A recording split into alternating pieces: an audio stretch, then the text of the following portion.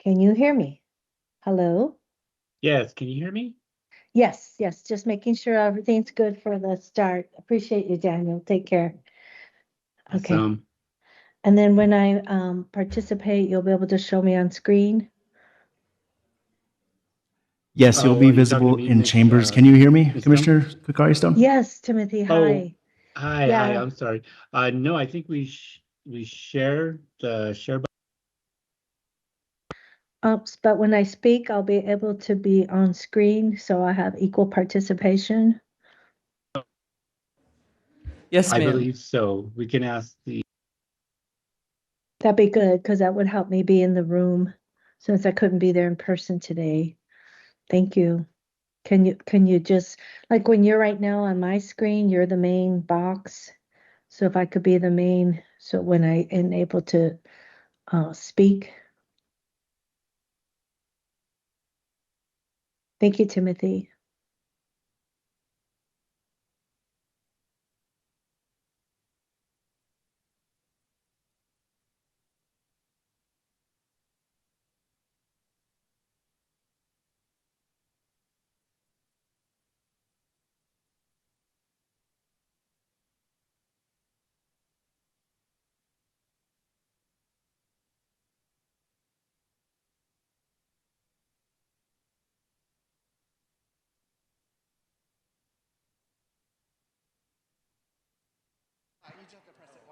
Testing, testing.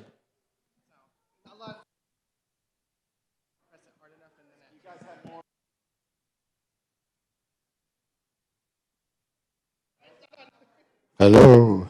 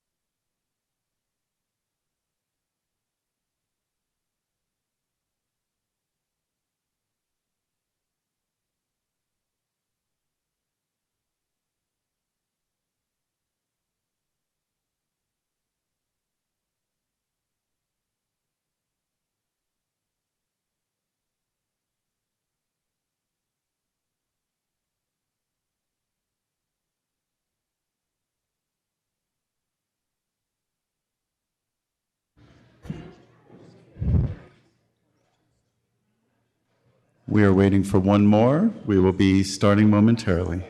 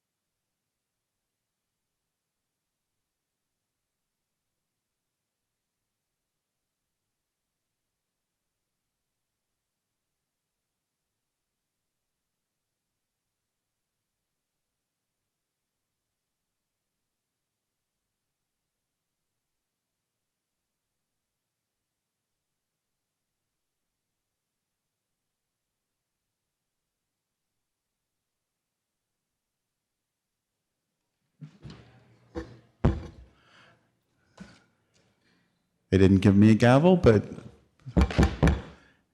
I would like to call Santa Fe County Board of County Commissioners, governing and the governing body, City of Santa Fe special joint meeting to order. This meeting has a few ground rules. This is going to be organized as two separate meetings, one of the Santa Fe County Board of County Commissioners and one of the City of Santa Fe's governing body. We are here at the Board of the county seat here at 102 Grant Street in this beautiful chambers, and I want to welcome our friends and brothers and sisters from the City of Santa Fe into Santa Fe County. So welcome everybody. Can I call our side of the meeting to order, please, and get a roll call? Thank you, Mr. Chair. Commissioner Lisa Kakari Stone. Present, online with you, and next to Councilor Cassett, I believe. Thanks. Hi. Commissioner Bustamante. Present. Commissioner Adam Johnson. Present. Commissioner Hank Hughes. Present. And Chair Justin Green. I'm here. You have quorum, Mr. Chair. Thank you very much. Mr. Mayor. Thank you, Commissioner Green. On the City of Santa Fe side, Madam City Clerk, can we get a roll call, please? Certainly, Mayor. Councilor Barrett. Here. Councilor Bustamante. Here. Councilor Cassett. Here. Councilor Castro. Presente. Councilor Chavez. Councilor Faulkner. Here. Councilor Figali. Here. Councilor Garcia. Present. Mayor Garcia. Present. Mayor, you have a quorum. Thank you, Madam City Clerk. Mr. Mayor, would you like to do the opening comments for the city of Santa Fe? Oh, we have an Well, we'll agenda start to off do, so. Yeah, we first need to start off with the Pledge of Allegiance. So let's rise as able, and so we can start off with the Pledge of Allegiance, followed by the State Pledge. Pledge allegiance to the flag To the of the flag United States of of America, America, to the republic to for the which republic it for which it stands, stands, one one nation, nation, under God, indivisible, with liberty and justice for all. I salute the flag The of the state flag, of New the Mexico, state of New Mexico. Mount United Cultures. Cheers. Thank you. And if I may, a land acknowledgement for our Pueblo brothers and sisters and all of the folks that have been stewards of this land for centuries and millennia. We are guests in their land, and we appreciate being stewards at this time. Thank you so much.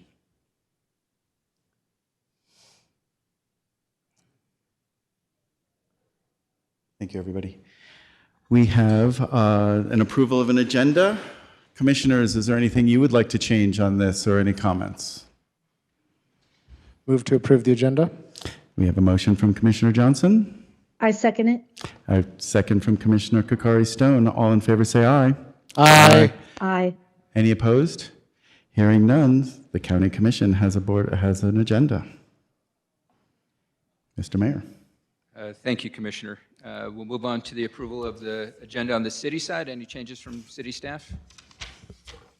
No changes, Mayor. Any changes from governing body members? Motion to approve. We've got a motion and a second. Any discussion? Hearing none, Madam City Clerk, can we get a roll call vote, please? Certainly, Mayor. Counselor Barrett? Yes. Counselor Bustamante? Yes. Counselor Cassett? Yes. Counselor Castro? Yes. Counselor Chavez? Yes. Counselor Faulkner? Yes. Counselor Figali? Yes. Counselor Garcia? Yes. Motion passed. Thank you. And so next up on the agenda, we will start alternating comments between the city and the county. And so I'll go ahead and start on the city side. And first and foremost, this is a long time coming. This is nearly a decade in the making. We, as both governing bodies, have been amazing in representing our respective constituencies, but I wholeheartedly believe that when we work together, we're stronger together.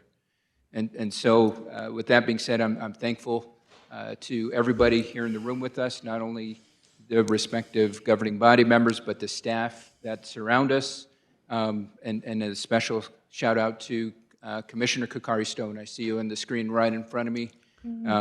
We've had lengthy discussions about this day, and it's finally here. So thank you, Commissioner. Thank you.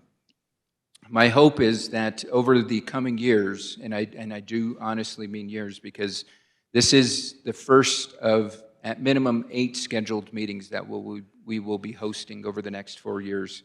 The goal is that we begin to form stronger partnerships, build better collaboration, and ultimately have united coordination in regards to meeting the needs of our respective constituencies. The challenges that we both face are common, and I honestly believe that when we set goals that are united, our residents are ultimately going to be the greatest beneficiaries. And so I look forward to the conversations not only that we have today, these are planting the seeds that are going to ultimately grow into a beautiful garden of services, support systems, and ultimately bring about a stronger Santa Fe community. So with that, thank you, everybody, for being willing to participate, being willing to engage, and more importantly, I look forward to everybody's partnership. And so with that, I'll hand it over to Commissioner Green. Thank you very much, Mr. Mayor, Mayor Garcia. So I too want to give a big thank you to both the mayor and Commissioner Kokari Stone. You guys got this over the finish line, at least to this point, and I am appreciative of this, and I think we all are. Myself and Commissioner Bustamante started working on something similar to this a few years ago, but it's amazing what a change of administration can do to make these things happen, and so we are appreciative that we have a receptive team at the city to sit with us and to discuss areas of common need and common effort. You know, in general, we already collaborate, right? We have the RACC, we have the Film Office, we have the Buckman Direct Diversion, we have SWAMA, we have mutual aid agreements, we've got lots of collaboration that happens. But this is where we get our two bodies together to talk about common things. MPO is another example as well. And I love serving on those boards, and so I appreciate all the work that is done collaboratively. But we can always do better, and this is in the spirit of trying to be better as collaborators and teammates for the greater Santa Fe area and Santa Fe County things. I attended the last joint meeting almost 10 years ago, and I sat in this room, and it was great. But the real challenge is to make sure that we walk away from this with hard dates to come back and to make sure that we work on some deliverables for our communities. And that was what was missing at the last meeting. And so I hope we walk away thinking that this was a great idea, this was a great accomplishment, and that we want to actually schedule something sooner rather than later so that we can make real strides for our common constituents. I do want to give a thank you to our managers here, County Manager Schaefer, City Manager Moya. Thank you so much. You guys did a lot of work, and there's some support staff behind here. Sarah, Stephanie, Andrea, there's a whole bunch of you that made this happen, and it's a pretty heavy lift. This doesn't happen very often, and I thank you for getting us here, and thank you, city folks, for coming over and visiting us over in the county, and let's do some great work. Thank you. Thank you, Commissioner. And so what we're going to do is just rotate between councilors and commissioners, and I'm just going to go down the line on my side, starting off with Councilor Garcia. Muy buenas tardes. Thank you all for putting this together. I think it's amazing, and it's pretty darn good achievement to have every single member of the governing body of the City of Santa Fe and every single member of the Board of County Commissioners to be here, and the staff. I'm just very excited that this is something that's come back.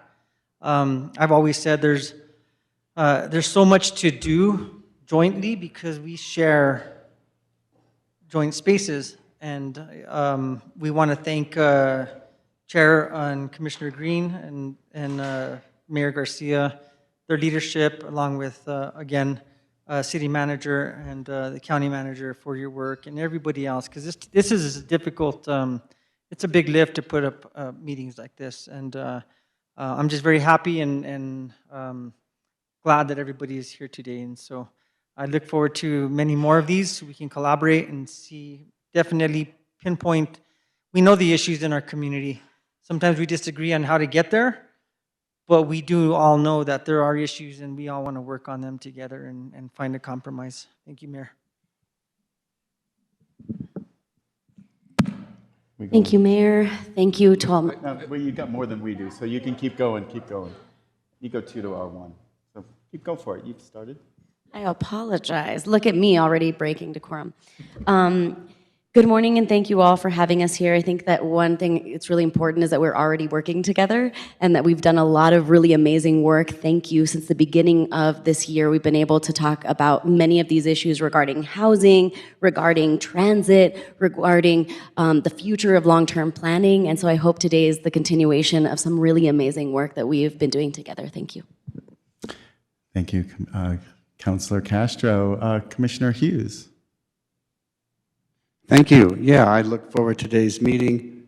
I know we're doing a lot on homelessness and affordable housing, and I look forward to cooperating on city boundary and regional planning. That's a very important but joint topic, and especially I'm interested in how we're going to collaborate on senior services, since that is something my constituents are asking for, and I think come to an agreement.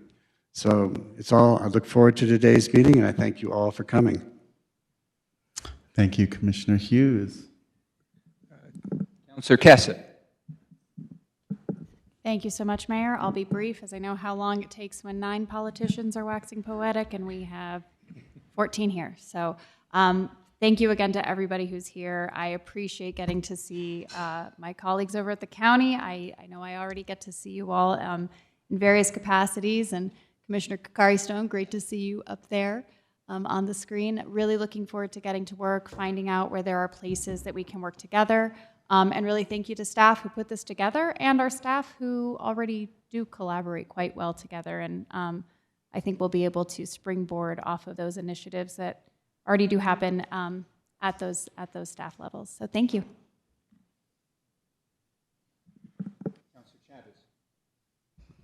Thank you. Yeah, I'm going to be brief as well because I want to spend our time doing the important work that we came here to do. However, Commissioner Hughes, I'm starting the age-friendly work at the city, so I will loop you in so you could be part of that. We're already making those links. Thank you for everyone who put this together. We serve the community of Santa Fe, and so why aren't we doing that together and more collaboratively? So that's the start here. I think that we can widen our net of supports and of efforts to better serve our community with this kind of work. So I'm very honored to be here today, and I look forward to the work ahead. Thank you. Thank you, Counselor Johnson. Commissioner Johnson, pardon me. I'll take either. Thank you to the mayor and the city council for joining us here, to Chair Green and to Commissioner Kakari Stone for, making sure that we end up in this room. I think this will help us foster stronger relationships. I know many of you, some better, some a little less well, but I think that it's important that we meet, we align initiatives to best serve the city and the county. Our constituents often don't totally understand the difference between us, or if they do, they don't understand the line that divides us. So I think by coming into collaborative conversations or kind of parceling off into working groups on various topics can be very beneficial to all of our constituents. I do want to acknowledge the work, already joint work that was done around the Ariane Butte issue. There's a couple of steps left, but Councilor Castro, Councilor Figali, Commissioner Kakari Stone, and myself were part of that. The mayor and Chair Green were supportive of these efforts to work jointly, and I think that was a good start, at least a good model for that sort of thing. So thank you for joining us. I'm happy to be here and look forward to getting to work. Thank you, Commissioner. We'll go to Councilor Barrett. Hello, everyone. Hi, I'm Liz. For those of you I haven't met, there's some familiar faces. Some of you I haven't had the chance to chat with yet, so it's nice to see everybody. And we've already been doing some work together. I know some of us on transit with MPO and talking about daycare, two things that I'm passionate about, so can't wait to work together more. Thanks. Councilor Figali. Thank you. Yeah, I'm excited to be here. I'm glad we were able to collaborate. There's a lot of things that are both city and county issues, parks, libraries, housing, transit, smart growth, environmental issues. And I think it's great that we were able to all be here and work on those together. So thank you, and I'm looking forward to it. Thank you, Commissioner Bustamante. Sorry, we'll get to you. Thank you, Chair. I'm grateful that you all are here to meet with all of us, and I'm glad that we're able to all get together. I will say we've known that there have been both successful and not so successful convenings like this. And what I've learned to understand is that the most successful has been where the relationships are made. So I understand from one person, yes, there was a lot of talk, we walked away, nothing happened. But our opportunity is really to foster those relationships that we have with each other and recognizing that together we can get a lot done. I will say from District 3, the part that I share with you is probably the least than any other commissioner. I have from Airport Road on the golf course side all the way to Edgewood and Galisteo, and it's really that part, that city. At the same time, I completely understand that for all of our citizens and as a branch, the BCC works together. So I'm super grateful for the opportunity to deepen our relationships, know where each other is coming from, and know that we can work together in a positive way to meet the needs of our community. So thank you. Thank you, Commissioner Bustamante. And now we'll turn to Councilor Bustamante. Thank you, Mayor. I want to say thank you to everyone who worked so hard to put this together. I've been fortunate. I think I've worked with every one of you on SWAMA at some point or another. But I look forward to exploring ways that we can expand our cooperation and partnership. I know there's been a few ideas bandied about, such as urban farming or a regional opioid response, as well as all the issues that we have listed before us. So I just look forward to continuing and strengthening those relationships. Thank you very much. Thank you, Mayor. Thank you, Councilor. And now, Councilor Faulkner. I'm excited about this. There's a lot of issues, most of them listed in the agenda, like homelessness and housing and public safety, that need to be approached regionally and not in silos. And so I've been wanting to do this for a long time because I think we can get more done as a collective than we would get done in a siloed fashion. So I'm excited to work with all of you. I've worked with most of you, so this is going to be fun. Thank you. Thank you, Councilor. So we now move on to city and staff presentations. We have Commissioner Kakari Stone, please. Sorry, Commissioner. It's okay. Good afternoon a todos. Mayor Garcia, Chair Green, commissioners, councilors, the public, our amazing city county staff. I'm very excited about today's convening. I wish I could be there and present. I have elderly parents who had really high risk needs this week. Familia primera, as we all say. This is also today is possible by our interim city manager, Chief Moya, by our county manager, and much of the staff that came together to make this successful. We want every voice to count today. And mostly we are all representing Santa Fe. We have diverse districts, but today we come together. Our communities, our comunidades, what they know is when a senior needs a meal, when someone needs childcare, a homeless person that you run into on the trail and they lost their belongings because they went to apply for a job and it was stolen. Wildfire, when the fire hits, our fire chiefs on both sides put things in motion. Our policing, open spaces. This is what our community understands, and it takes the courage to say we're not going to stay in our lanes today. We're going to think about innovation. We're going to think about solutions. So together we do that. Together we're stronger, centering people and centering our environment and our natural world as well, and water. I'm very excited about addressing homelessness together. I think the summit, Mayor Garcia, was a big success. Thank you, and thank you for your vision, your trust in me to start putting this resolution together. I know Councilor Faulkner co-sponsored it as well. Thank you, everyone, our county commissioners who said, let's try this again, let's make it successful. Thank you all who filled out the survey. I kind of geeked out with putting a questionnaire together, but I appreciate the trust. And I really want to walk out today with some actionable items, and perhaps we can think outside the box. If we're going to tackle homelessness and housing, maybe we can have place-based working groups, because we want to be sure the corridor off of Agua Fria, Airport Road, some of the areas, we finally have a road there. Thank you, Mayor. Airport Road's there. But some of our communities feel left out, and we want to make sure that we're thinking about distributive justice and redistributive justice. So thank you. Let's get to work. Thank you, Commissioner. So we're moving on to the agendas. Our agendas match at this point. City and county staff presentations. We start out with item 2A, background and overarching recommendations being brought to us by interim city manager Moya and county manager Schaefer. Take it away, please. Thank you, Chair Green and Mayor Garcia. As will be the case, I think, throughout the staff presentations, the city manager and myself will tag off and cover different aspects of this topic.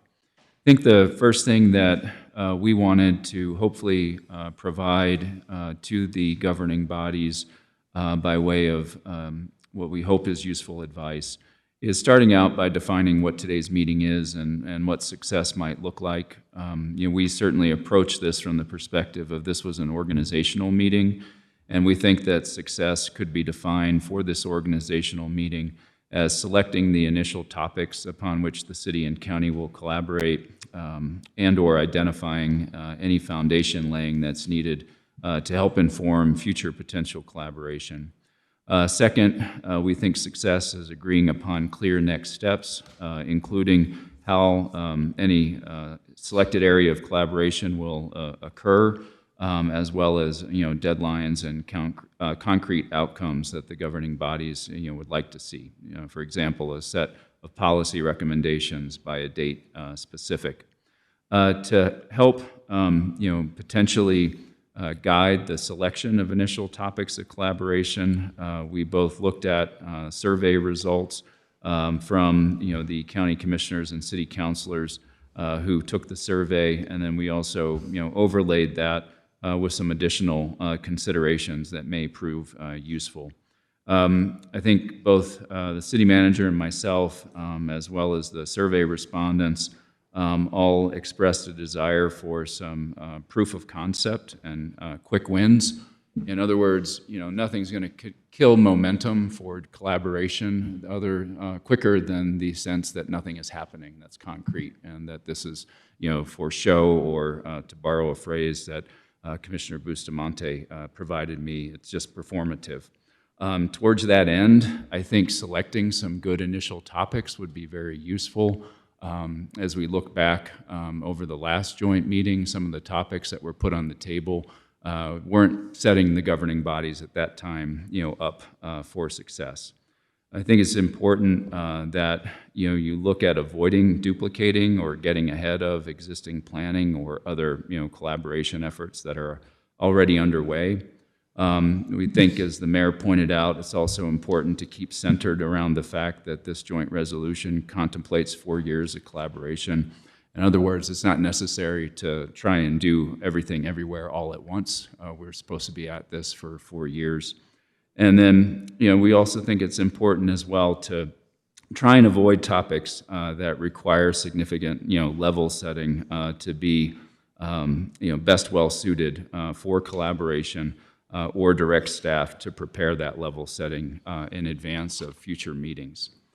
Some of those recommendations, frankly, are directly reflective of what we took away from the last effort at joint meetings in June of 2017. Looking at the topics that were put on the table, starting out of the gate, many of those obviously were very contentious. To include things about tax policy, as well as the allocation of scarce, city-county resources. To put a pin in that, we could all come to the table with different areas in which, you could credibly say, well, the city should contribute more to this, or the county should contribute more to that. And I think we would just respectfully suggest that starting out at those topics where you're asking for a reallocation of resources might not be the best way to start this joint collaborative spirit out for success. The meeting in June of 2017 ended without any clear, mutually agreed upon direction as to what was going to happen next. And again, we know what happened next, which is no more joint meetings were had. The survey of city councilors and county commissioners, those results were attached to the exhibit of Brian and Mai's memo, consistent with what I just went over. The respondents overwhelmingly agreed that the preferred closing move to each joint meeting was a written next step summary, which was consistent with the desire that joint meetings produce a joint work plan with milestones.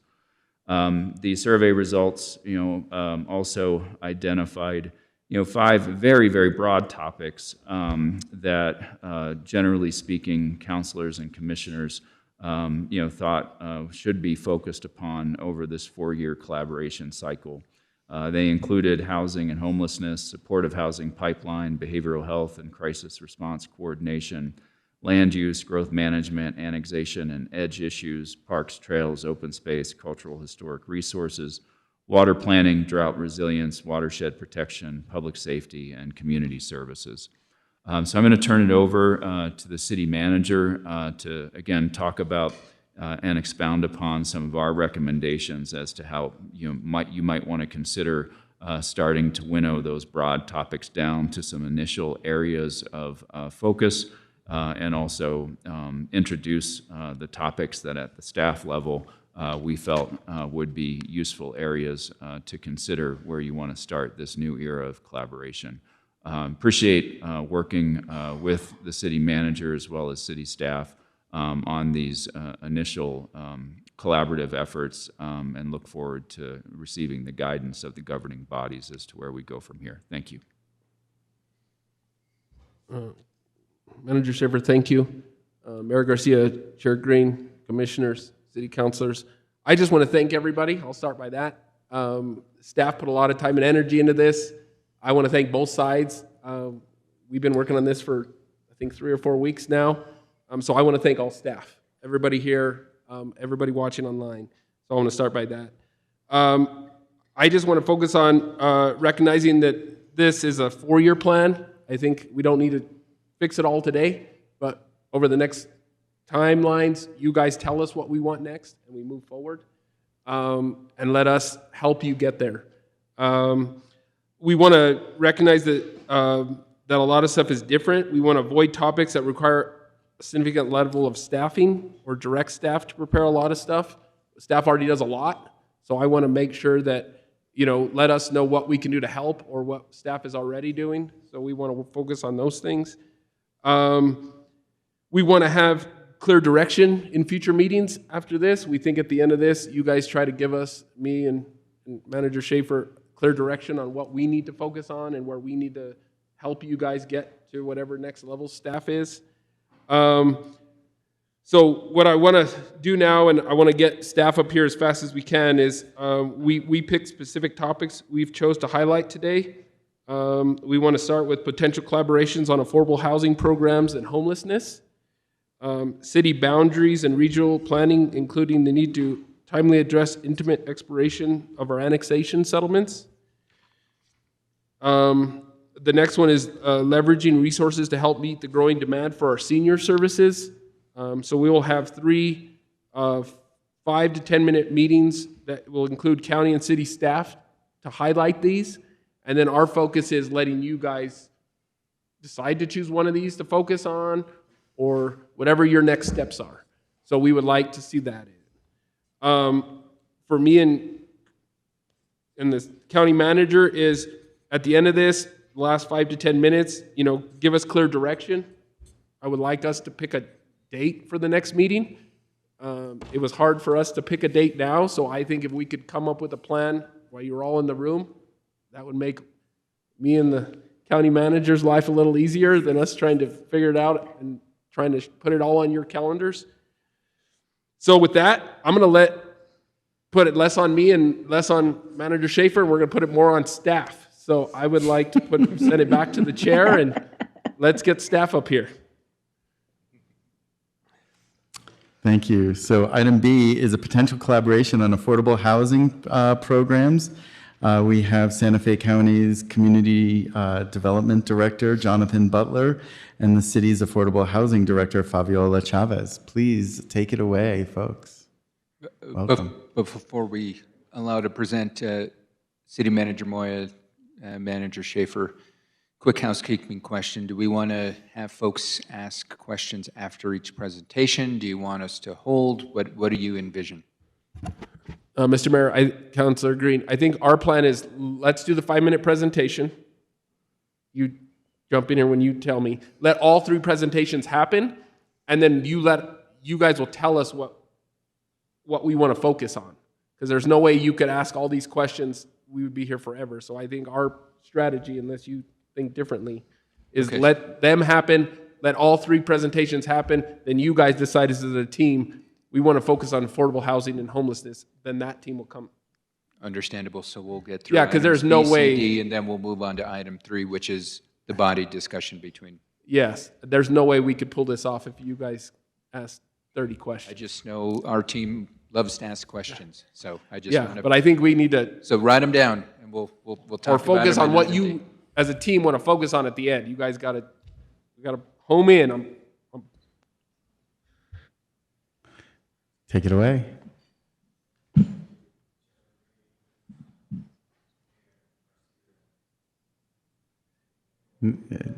Not really. There we go. How about that? Much That better. works. Thank you. Sorry. problem. Chairman Green, Mayor Garcia, to both boards, bodies, our commission, and city councilors, and thank you to the managers. Our job and our task is to be as brief as possible to give you all enough space and room to be able to formulate those questions and then bring whomever back you need to be able to bring back. So I appreciate that, Manager Moya. My name is Jonathan Butler again, and the thought processes around affordable housing is that it consistently ranks among the most pressing needs facing both the city and the county. Each jurisdiction currently supports affordable housing through a variety of programs and tools. The thoughts that we have had in having conversations is better collaboration could potentially look like avoiding duplication of efforts. I know Manager Moya has already expressed that, leveraging existing programs by expanding reach and clearly defining roles and responsibilities, making affordable housing development more efficient and effective.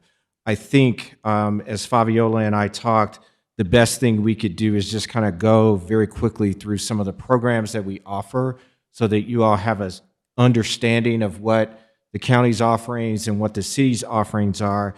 And then we'll leave it to you all at some other point to have a more robust conversation about how we might envision us potentially working more collaboratively together.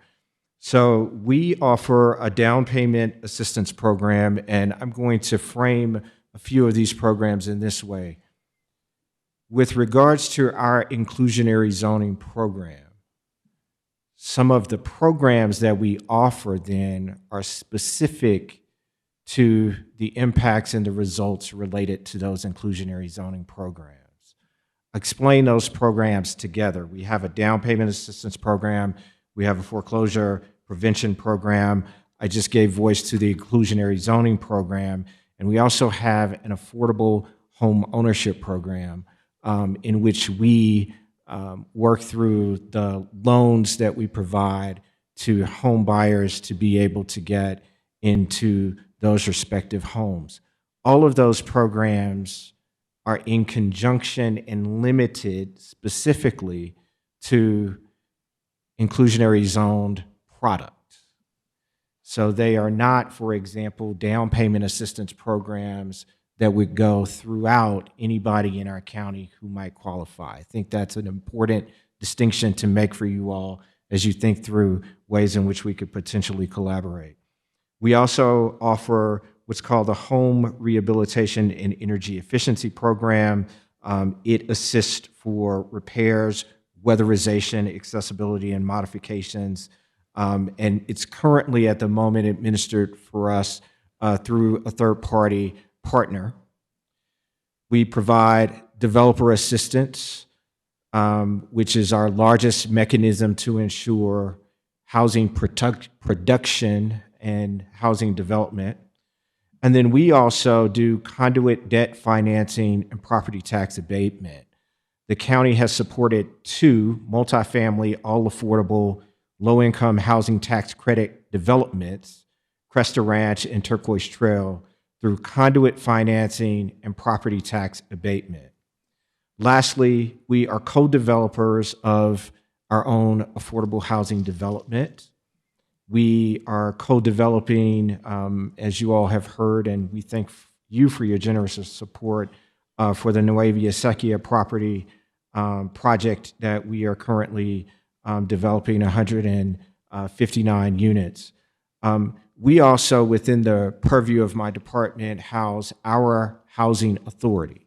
And so that is a separate engine. We haven't listed that specifically as things that we might talk about in this discussion, but that's our sort of suite of programs. I'll hand it over to Fabiola, and she can talk more about the city's offering. Thank you, Jonathan. Mr. Mayor, Ms. Chair Green, thank you for having me. It's certainly an honor to be here with you today. Collaboration is so important for our community of Santa Fe, so I'm very grateful to be here. Thank you, councilors and commissioners as well. So the City of Santa Fe offers an affordable housing trust fund with the appropriation of about $3 million each year coming into that fund. Luckily, that has continued. Those appropriations come through the general fund, and so we are thrilled that we have secured those $3 million this year, so that is phenomenal. We also have the Community Development Block Grant. This grant is specifically for nonprofit entities that are focused on people in the community that are making 70% of the area median income or below. So we're able to offer a housing rehab, energy efficiency programs through there. We're also sponsoring a commercial kitchen through YouthWorks. So it's very impactful to our community. Those dollars are administered by HUD, so they tell us how we have to administer those. It's a federal program with a lot of administrative oversight. So we're thrilled that we get about an appropriation of about $600,000 from the Community Development Block Grant from HUD. And we hope that increases with the road to housing. So cross your fingers for that. Then we also have our inclusionary zoning, the Santa Fe Homes program, which really makes the units that we're creating affordable. So single-family dwellings and multifamily housing dwellings will have a affordability period. And we also have the fee in lieu program that runs through our department. Anyone that wants to come into the city of Santa Fe and they want to develop multifamily housing development, they have to pay 15% of that into the fee in lieu or put units into production. Then we also have our community developers who come in and do tract homes for single-family dwellings. If they choose to come into the city of Santa Fe and they want to develop property, we require that they put 20% of their units in production for affordable housing. Then we also have the city land acquisition and development.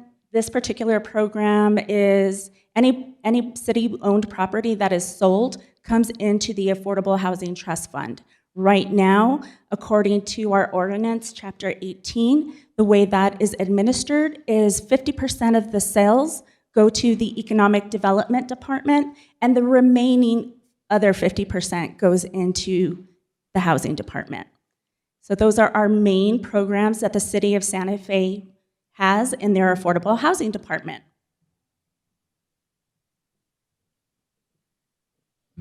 Thank you both very much for that. I think I would just jump in to say a word about homelessness. I think city and county staff certainly believe that affordable housing is a key factor in the homelessness equation. As you look beyond that, there's a significant array of existing and potential services that are provided or that could be provided to those constituents who are unhoused or at the risk of being unhoused, ranging from prevention to treatment of conditions, contributing to being unhoused, to emergency shelter, to reentry and other services for justice-involved individuals.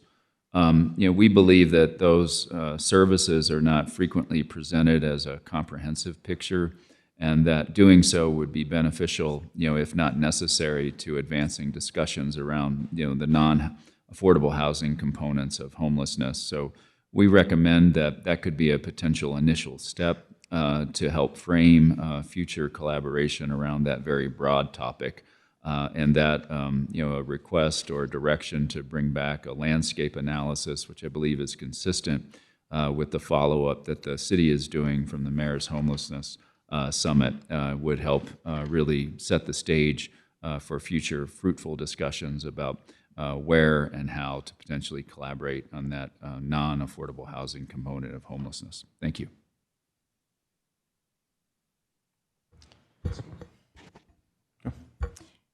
Good afternoon, City Council, Board of County Commissioners, and Mayor Garcia and Mr. Chair Green, my apologies.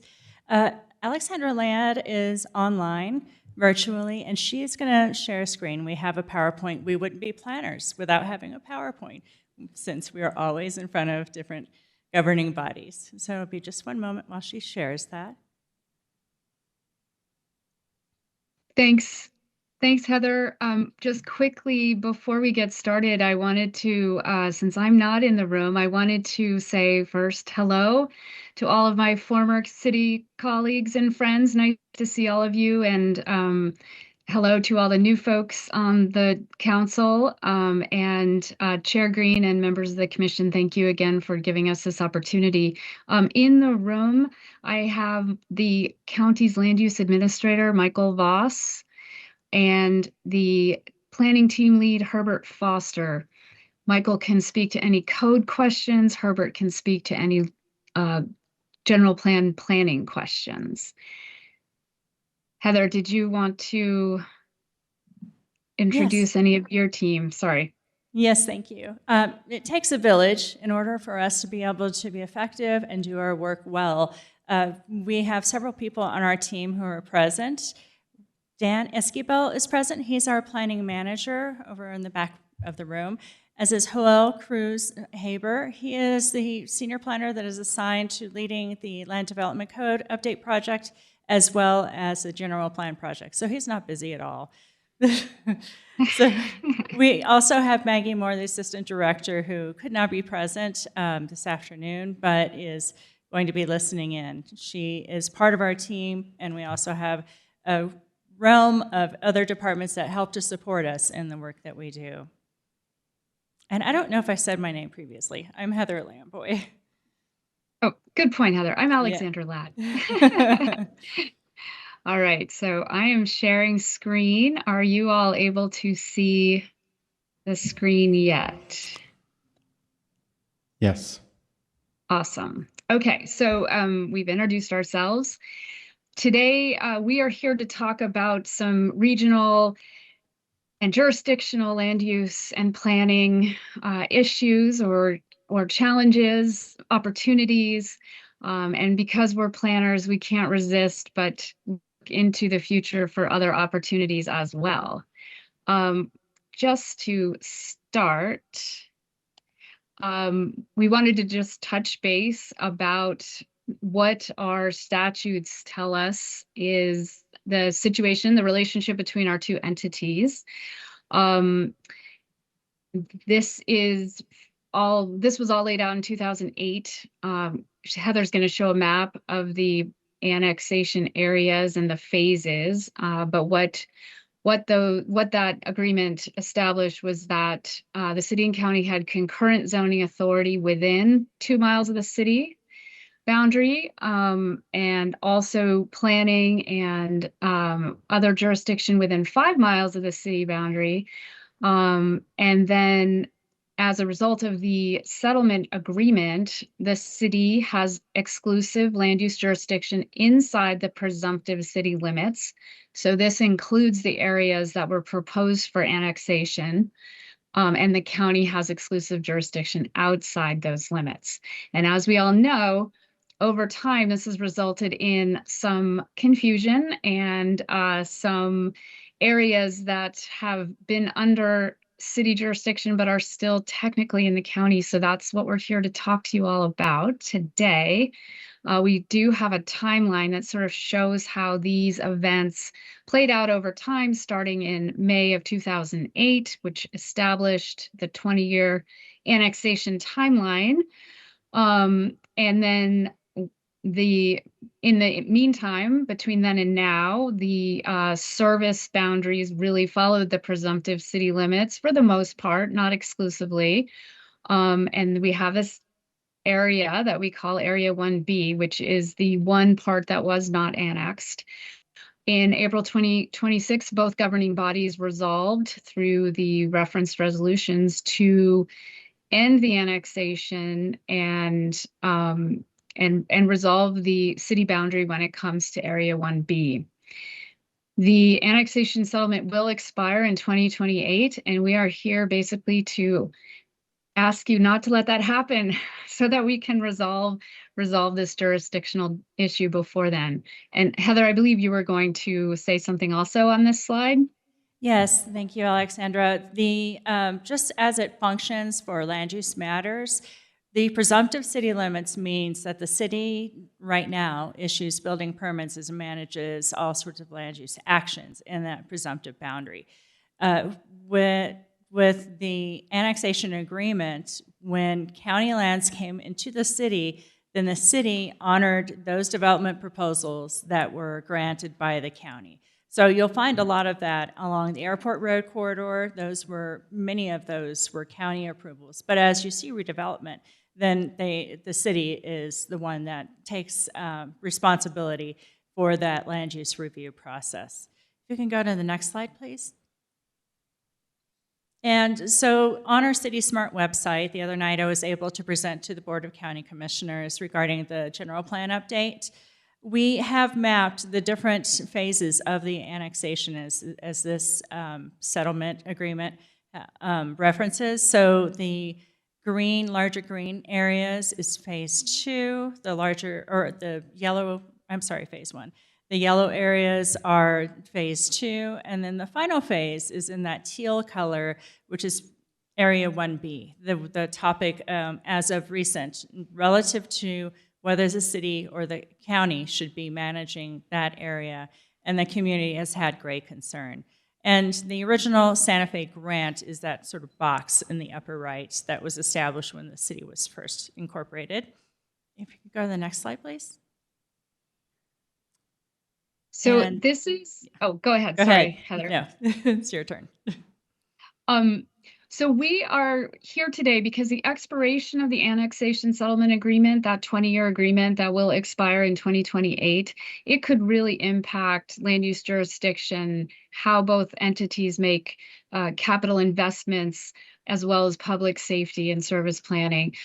So we're hoping that the governing bodies will address this expiration extension amendment as soon as possible so that we planners, we love to plan things, we can continue with our general plan updates and really consider a lot of important issues through a regional lens. When we have 2 entities that were set up by statute to handle these regional planning issues, the Extraterritorial Land Use Commission and the Extraterritorial Land Use Authority.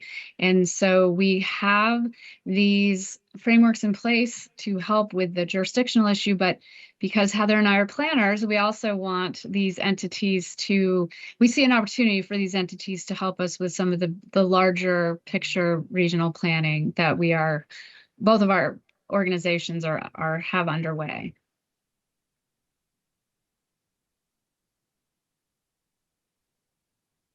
So the benefits of a coordinated framework, which we're starting to realize already because we have a monthly meeting where the city and county planning teams meet and discuss current projects. Ultimately, we want to provide improved services as local jurisdiction and provide for more efficiency in terms of infrastructure development. We want to protect those sensitive lands and areas of cultural concern in our community and in the county. We would like to manage shared resources well, and those resources could be fiscal in terms of the investments that the city makes and the investments that the county makes. We would focus higher density development in the areas where facilities are that can support it. So one grave concern is suburban sprawl, and that's across the country. And so how are we more efficient with that? In phase 1 of the Land Development Code update, we really prioritized infill development because sprawl costs a lot of money to local jurisdictions. And then there's potential additional funding for infrastructure, open space, as well as business development. Like I mentioned, I had the opportunity to brief the Board of County Commissioners on the general plan update. We have made a lot of progress, and right now we are reviewing the frameworks and priorities for the general plan update. Back in 2024, we started this process, and the first step was to assess where we are today as a local jurisdiction. We did not just include the boundaries of the city of Santa Fe. We also included the surrounding area because we can't assume everything is going to remain the same in the next 25 years, the horizon year being the 2050 for this plan. So that data we have shared with county staff so they can have a good understanding. And then we've also vetted this with county staff. There were suggestions made on our map series that as to titles and areas of consideration. So the emphasis is to define an urban area, the area where we expect urban scale growth, and define the rural area where our community wants rural scale development. That helps to reduce development pressure and displacement risk. In our assessment report, we discovered that an area that was most threatened in terms of sprawl and addressed a lot of, or would cause a lot of displacement and an equity focus was the area of Area 1B and also the Agua Fria Village area since we studied everything. We have decided that if the county and the city propose to move forward on the policy development of excluding Area 1B from the city will shift its priority to the close number 2, which is the Airport Boulevard area. And then we can work together as a city and county on addressing the immediate areas around. So because roads don't stop at local jurisdictions as well as people. We're all one community.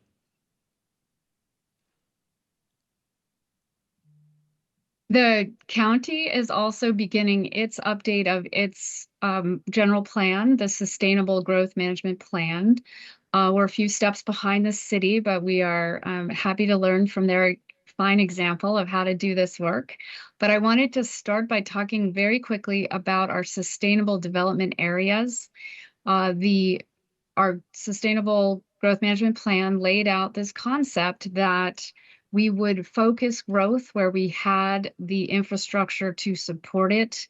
And that way we could protect more sensitive areas, areas that did not have easy access to utilities that couldn't support higher density development. So in this way, the county was organized into 3 sustainable development areas.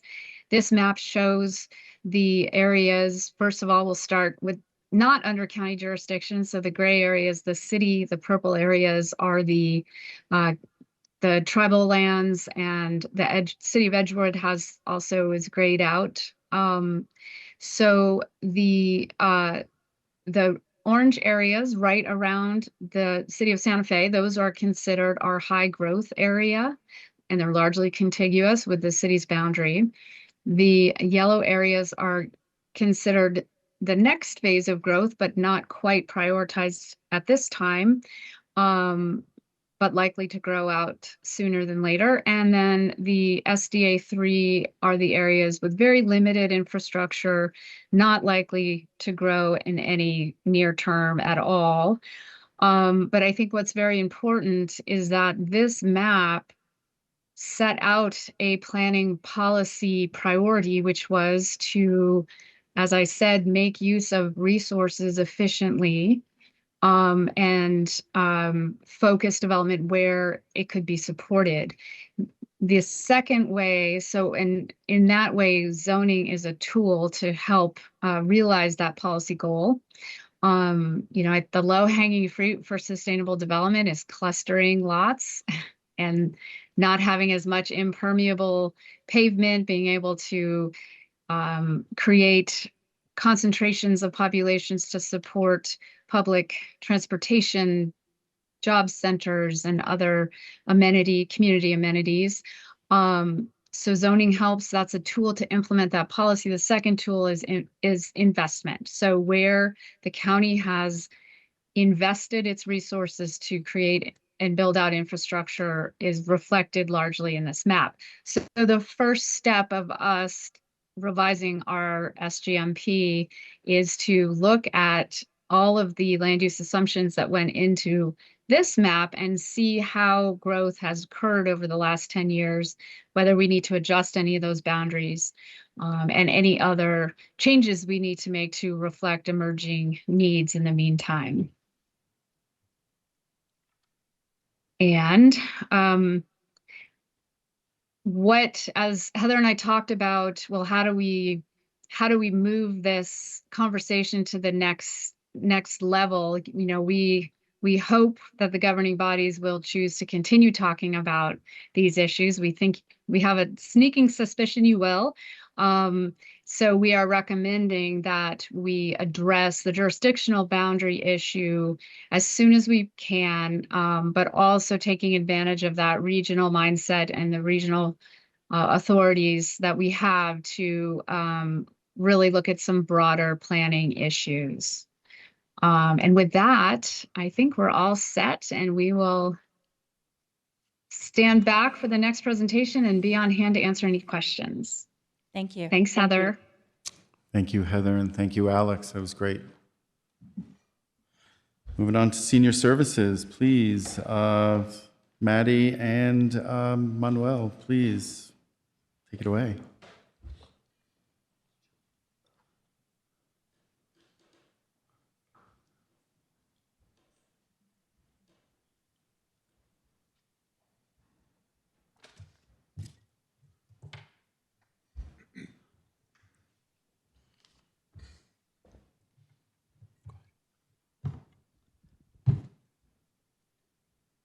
Good afternoon, Commissioner Green, County Manager Schaefer, Mayor Garcia, commissioners and councilors.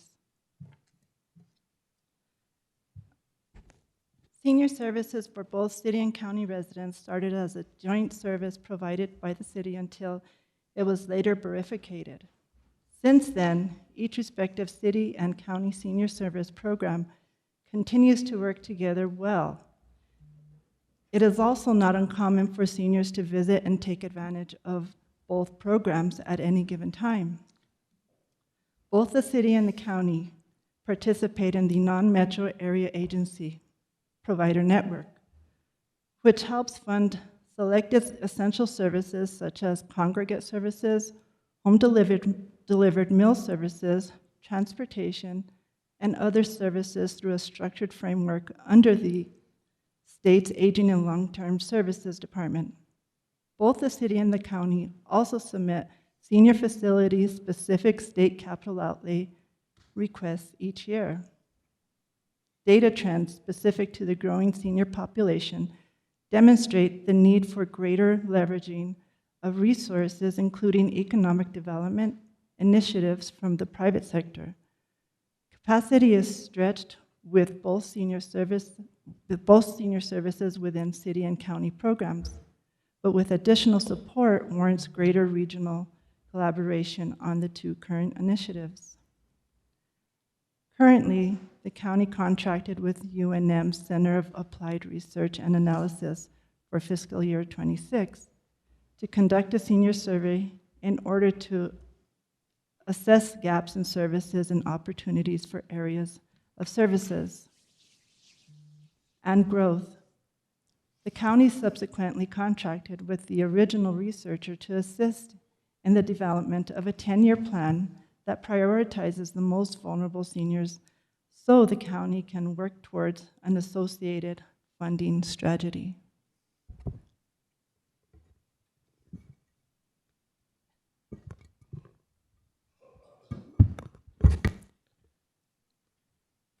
Good afternoon, Mayor, Commissioner Green, councilors, county commissioners.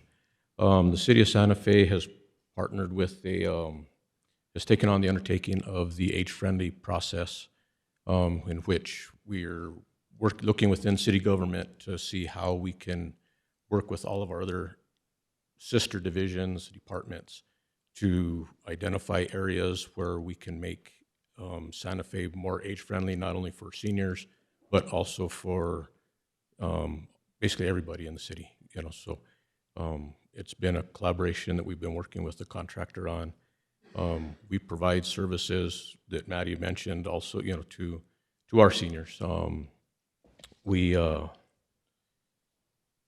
The congregate meals programs, we provide over 150,000 meals for both congregate home-delivered meals. We provide respite services, homemaker services. We provide we have volunteer services where we have 256 volunteers. We have stations throughout the city where volunteers participate. We have a transportation service. Last year we gave out 21,000 rides to seniors throughout the city of Santa Fe. Our volunteer programs, in our RSVP program, provided 63,000 hours of volunteer service. Our foster grandparent program, 5,600 hours. Our senior companion program, over 16,000 hours. And a new program, our care companion program, over 654 hours. So all these different programs that we provide, in addition, should help us give more access to both seniors and others in the city of Santa Fe through the age-friendly program.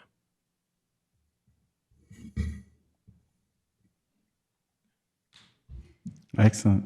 Thank you. Great to hear from these three areas that we were focused on today. Managers, did you have any follow-up ways to?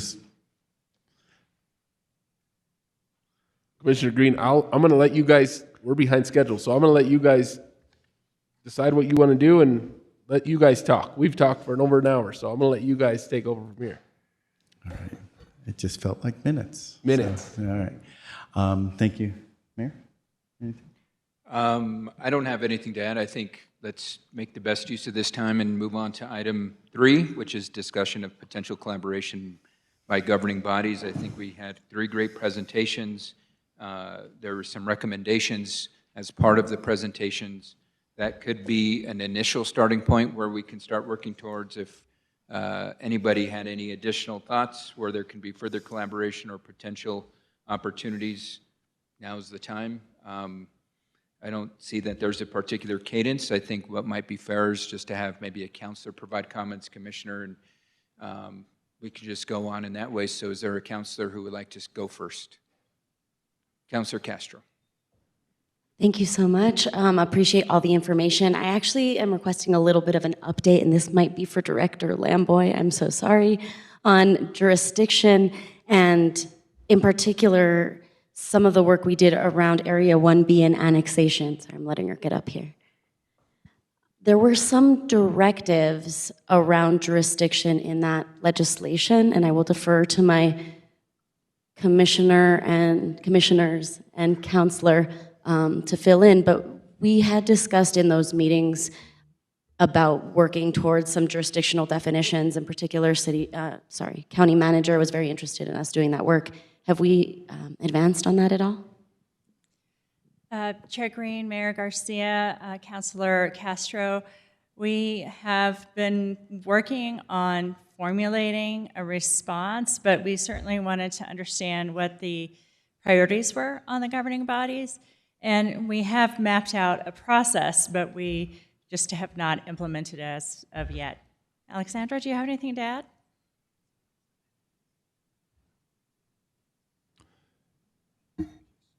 Councilor Castro and members of the governing bodies, I think our community planning team is working very closely with not only the Agua Fria Village Association, but some of the residents of that area to look at how we tie together the updates of their planning and their overlay district with the work that the governing bodies are going to do. We're kind of hoping we can do it all at once as opposed to many different steps to the process. Commissioner Johnson. Yeah, Greg, go ahead, please. Thank you. Mayor, Chair, councilors, and commissioners. I think there was specific direction given relative how to address the status of Area 1B. The city attorney and the county attorney are working on a draft agreement as directed by the governing bodies. I think the issue that Ms. Lamboy and Ms. Ladd focused on is really the overarching issue, which is the entire existing framework expires in 2028, in June of 2028. So while you can wrap up the specific issue of Area 1B, there's that overarching issue of who's going to have jurisdiction where after June, I believe it is, or May, excuse me, of 2028. And I think that the earlier working group did not address because it was not within their scope. And I think that's the area of focus. I hope that clarifies. Thank you, Commissioner Johnson. Thank you, Chair Green. Thank you, Mayor Garcia. And thank you for that update. I think, given the 3 presentations in item 2, we have a lot to talk about, and they don't always, intersect with one another perfectly. One thing that I would propose is that because the presentation on the city boundary and regional planning had a distinct recommendation with a time frame in it, we could have a brief discussion about that if needed, and perhaps agree to have a meeting of the ULA and the ULUC by December 2026. And that would give us something to look forward to. As I understand it, the county commission sits fully on that board, and then 5 members, or one of those boards. The city council selects 5 members, and then there's another entity, I can't remember which is which, but 4 and 4. We could have those internal discussions about who sits on those boards, but I think in principle, I would propose that we agree to meet on that topic as respective bodies, by November, December 2026. Thank you. Having heard this topic from both sides over the years, both a lot of annexation that is somewhat incomplete at the city's side, including Area 1B, which ended up having to come back to negotiated to come back to the county. We have, a very specific area that we have to wrap up and put a bow on, which is Area 1B, to Councilor Castro's point and to the folks from that area. And then the extension of the annexation agreement.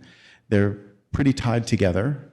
As a subject, just to focus some thoughts, if there's anybody here that has thoughts on annexation and interest in being on a committee to work on this, is this a priority of our bodies? I know that we were concerned about Area 1B. I know that County Manager Schaefer has highlighted the sunset of the annexation agreement in a year and a half or 2.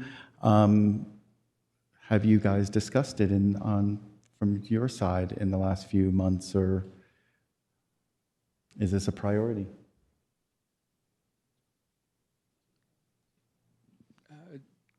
Chair Green, absolutely it is. And so I think Commissioner Johnson's recommendation that we set a deadline of a first convening of the ULAC and the ULA by December. We can, on the city side, we can ensure that we have, because we have not appointed folks on our end, but we can make sure we appoint folks on our end. It is, I believe, 3 city councilors and myself, and then there are 4 county commissioners, and then each respective body's planning commissions. And so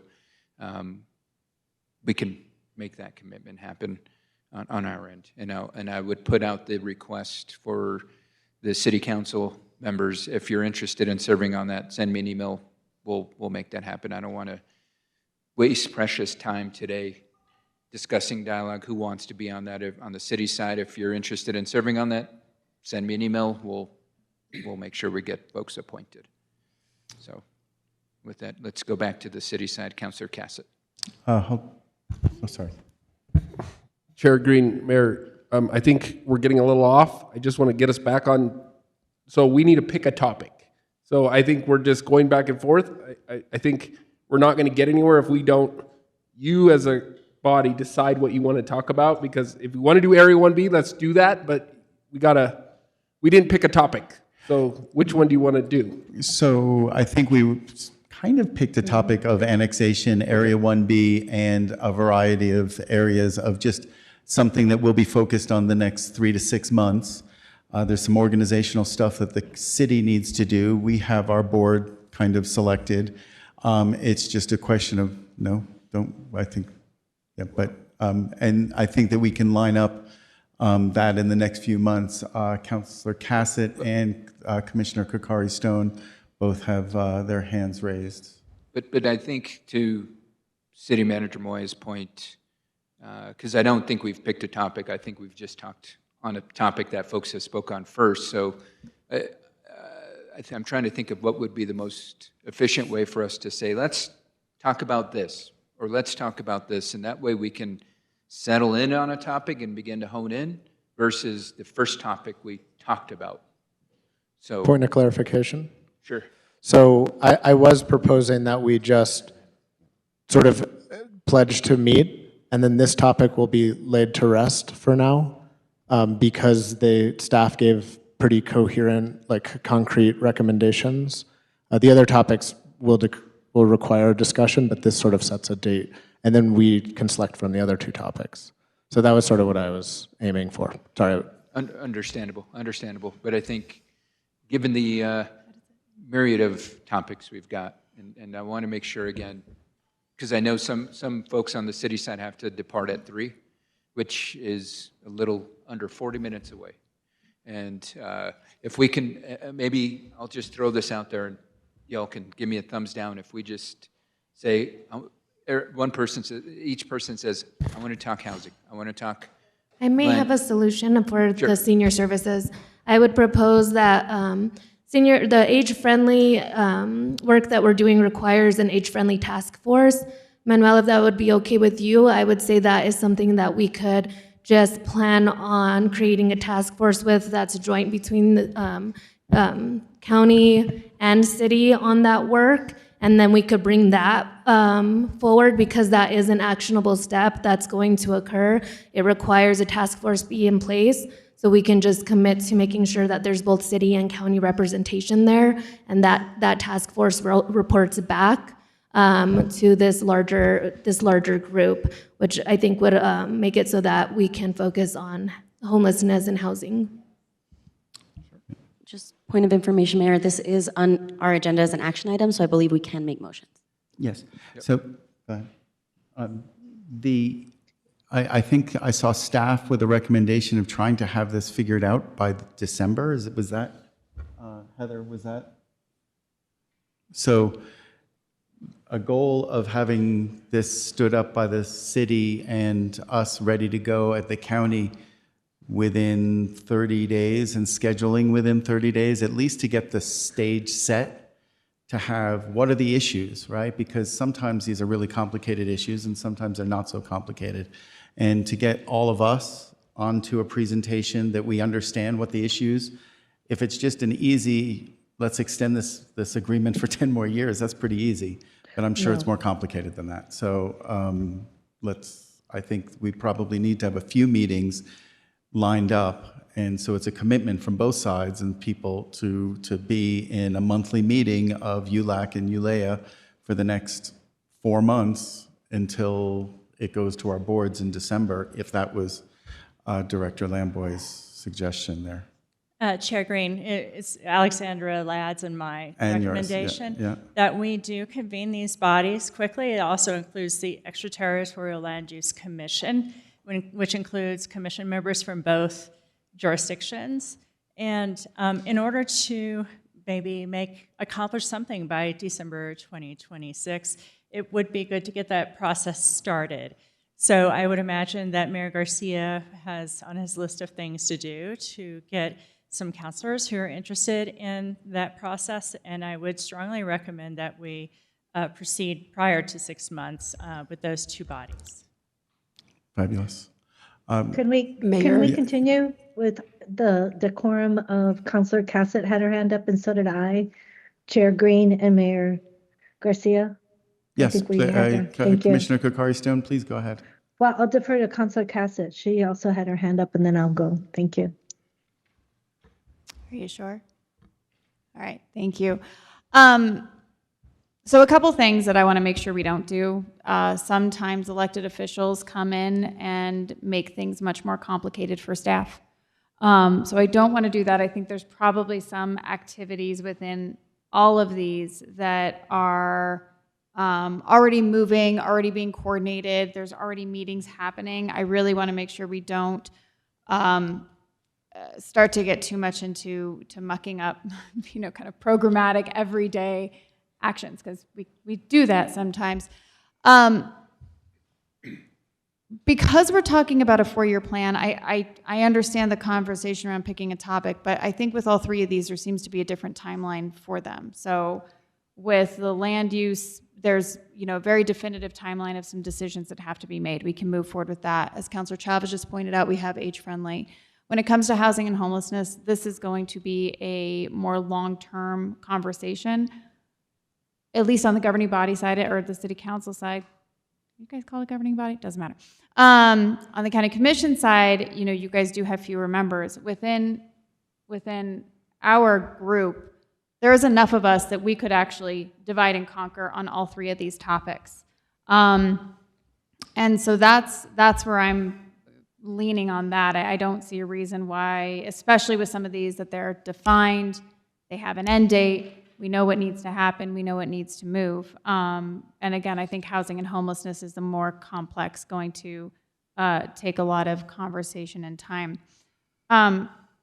Real fast for my edification, either Director Ladd or Director Lamboy, what does concurrent zoning even look like? Like, do they just apply to whoever they want to? I mean, how does that even work? That sounds rough. Director Ladd, did you want to start?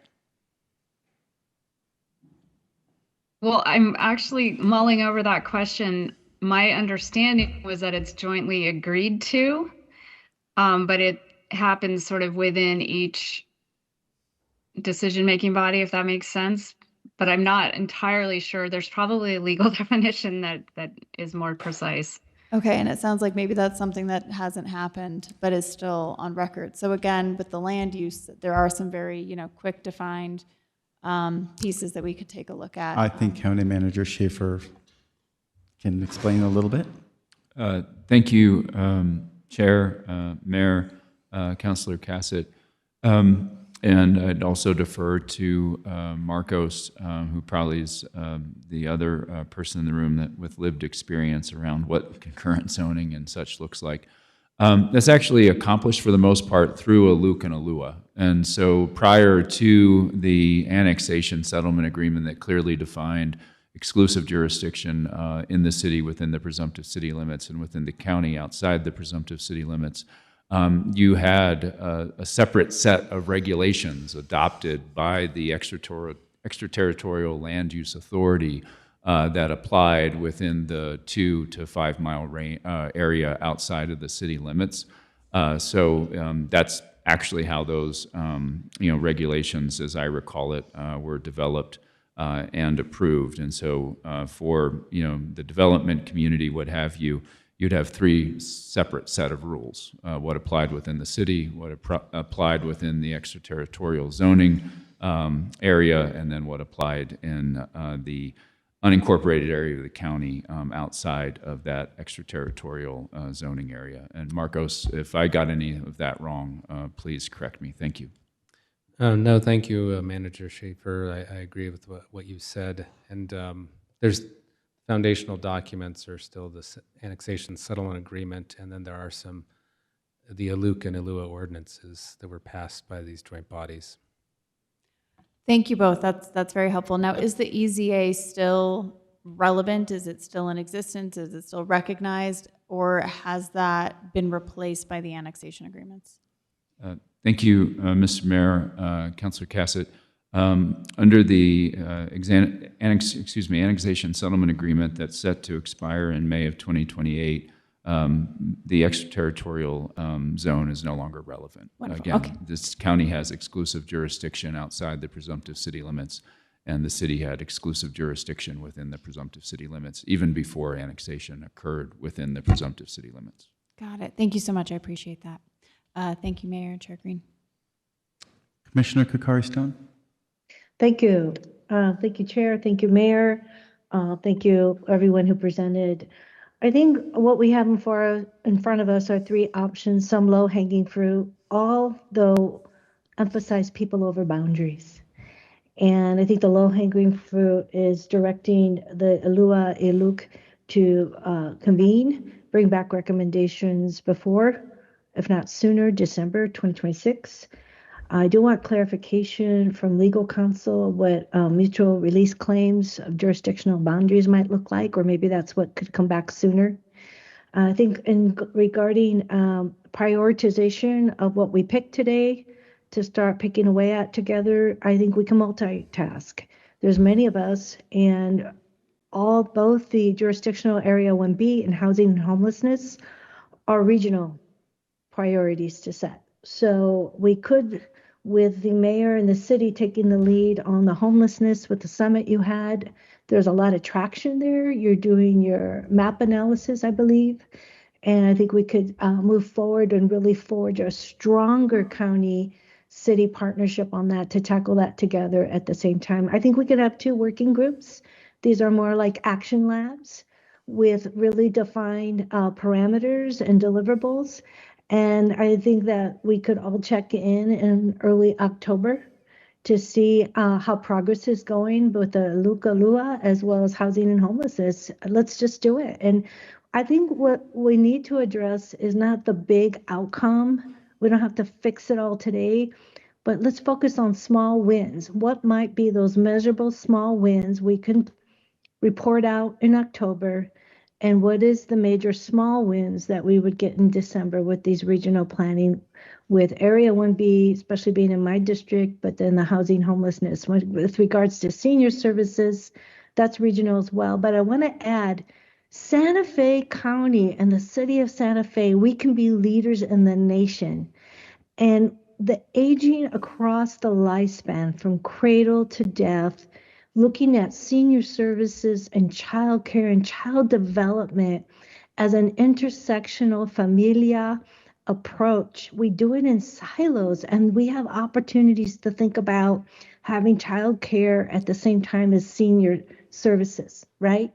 When I went to a national forum at NACO, we were thinking about childcare as economic development, but we're not thinking across generational lines. So I really want to put that out there, that we think creatively in the senior services and supporting Councilor Barrett's comment. And we use the window of opportunity with the governor having universal childcare. And I know Councilor Cassett has been championing this as well. And we really look at having seniors services and childcare integrated. Thank you. Thank you, Commissioner Kokari-Stone. Commissioner Hughes, please. Thank you. Yeah, I just wanted to agree with the idea of having a task force to work on senior services. I don't think it's that big a deal that we need to talk about it extensively today, but I do think it's a regional issue because, you know, Rancho Viejo is very close to the city and there's a lot of demand for senior services in that area, the southern end of the city, the county, and I think that would be good to just find out what our joint projects are. In addition to that, I mean, I'm very interested in working on housing and homelessness, and we spent a whole day last month working on that. So I think, you know, we could continue working on that. I don't know if we want to talk about that more today, but I'm certainly very interested in that. Thank you. Thank you, Commissioner Hughes. Councilor Faulkner? Oh, yeah, go ahead. Hold on one second, Commissioner, just because, again, I want to make sure that we're using the time efficiently. We've got 2 items we want to accomplish before at least one of our colleagues has to leave at 3. And it sounds like there's now consensus building around building these action working groups, which is called for in the resolutions passed by both bodies. I'll one-up Commissioner Kakari Stone's creating two. I would say create three solely on the fact that our governing body maxes out at 4. If we add a 5th, then it requires an Open Meetings Act, and it's a lot easier for us to divide up into 3 groups versus 2, because if it's 2, then somebody gets left out. And I think both the county manager and city manager laid a map in front of us. There's already overlap. There's work going on in these 3 topics that were presented, and we can begin to divvy up our teams into 3 action working groups based on housing, land use, and senior services. We can then continue on to developing broader action working groups on other topics, but this begins the momentum of these 3 topics. Some of these 3 topics have recommended actions by December 2026. We can absolutely work towards achieving those goals. Meanwhile, in connection, maybe schedule, and that's the next agenda item, is schedule the next meeting and work with the teams to determine what presentations would be on the next meeting, and we begin to just, again, coordinate these action working groups to address these critical topics, and then it becomes this cyclical pattern where we're getting updates from action working groups, we're creating them, and we're working with our respective teams to get things done together. So before, again, I want to be cognizant of the time. So with that, who had their hand up on the city side? Councillor Faulkner. So are we saying that we will send you an email telling you which one of these 3 categories we want to work on? We do that. I'm proposing we do that today. Oh, that's what I was going to propose. Assign who's going to be on these action working groups today. As Councillor Castro mentioned, we can pass motions. It would be through respective bodies, and we create these 3 action working groups today. And these 3 action working groups have some guidance provided in these staff reports, whether they want to move forward with meeting these deadlines or not. But the next step is we establish our next meeting. That can provide framework for these action working groups to either meet the goals of meeting the recommendations by the next date or December as requested. So hopefully that's clarity, Councillor Faulkner. Yeah, that clears it up for me. I'm ready to say what committees I want to be on, what groups. I don't know if everybody else is. So do we have I think the flip chart or council's ready. something we can just, where we can maybe start saying who would like to be on what group? And I don't know. I mean, again, we've got 20 minutes left before. Yes, Councillor Barrett.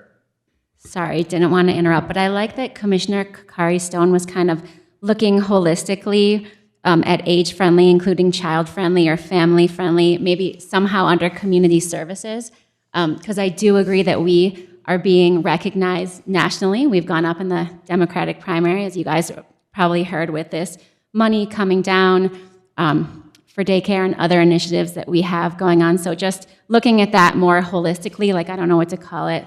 I know a lot of it falls under our community services, but you know, family-friendly, child-friendly, age, however we want to name it, maybe like a little more expansive. Thanks. Okay, Commissioner.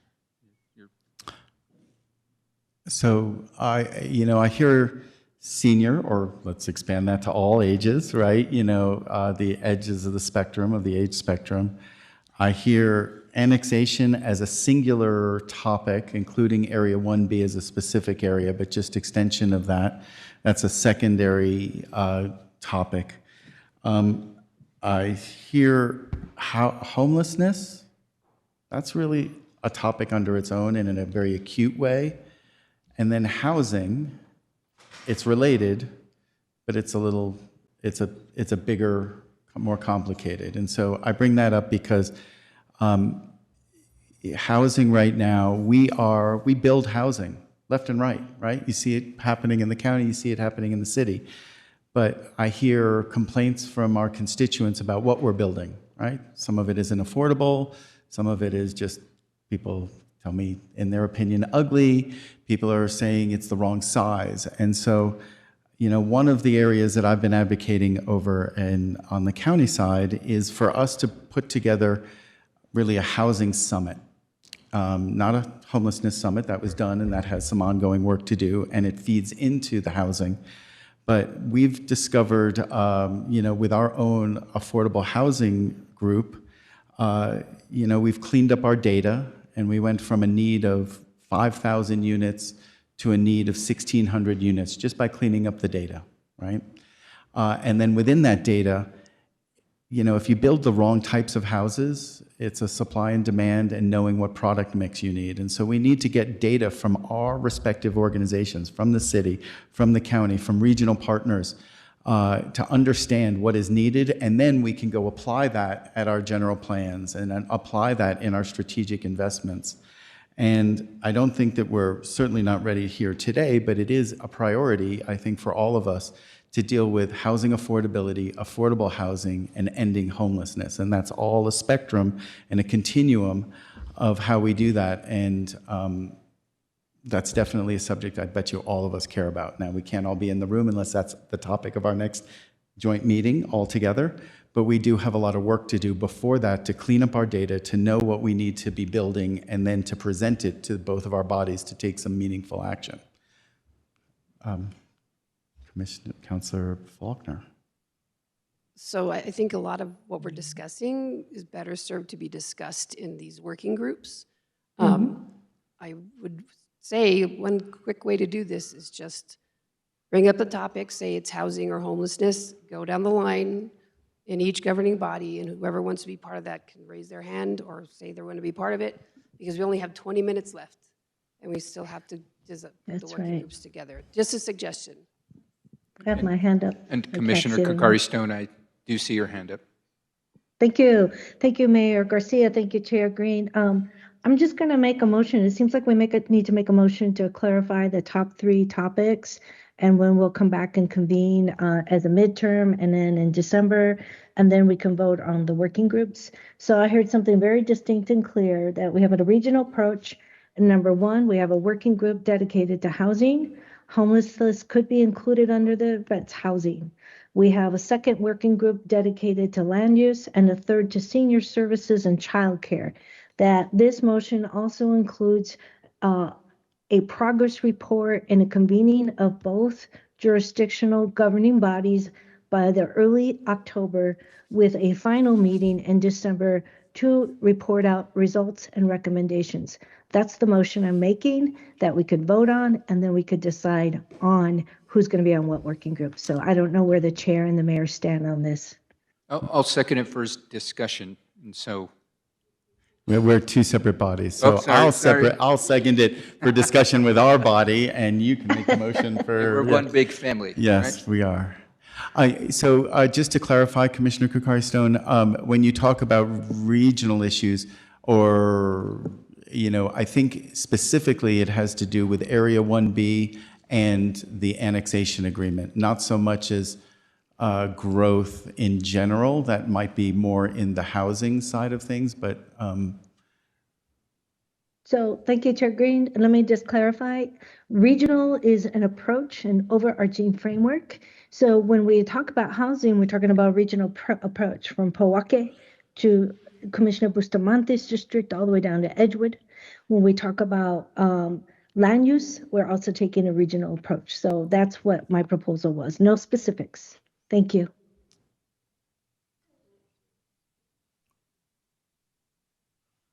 Let's go to Commissioner Hughes? Yeah, I just wanted to make sure that we change the committee to housing and homelessness, not just housing, including homelessness.